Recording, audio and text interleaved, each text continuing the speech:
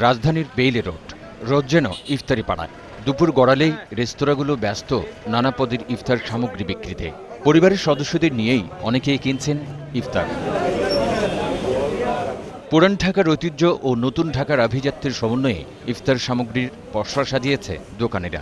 তারা বলছেন, সুস্বাদু খাবারের ঐতিহ্যের সাথে জড়িয়ে আছে বেইলি রোডের নাম। আমরা যেটা এসে তেল ব্যবহার করি, আমরা শুরু থেকে এরকম ভাজতে করি, এটা শেষের দিকে আসা পরে যেটুকু থাকে এটা ফালাই দিই। 93টি আইটেম আছে। 93টি আইটেমের ভিতর কাবাব আইটেমের ভিতর আছে সুতি কাবাব, এটা ঢাকার ঐতিহ্যবাহী পুরান ঢাকার সুতি কাবাব।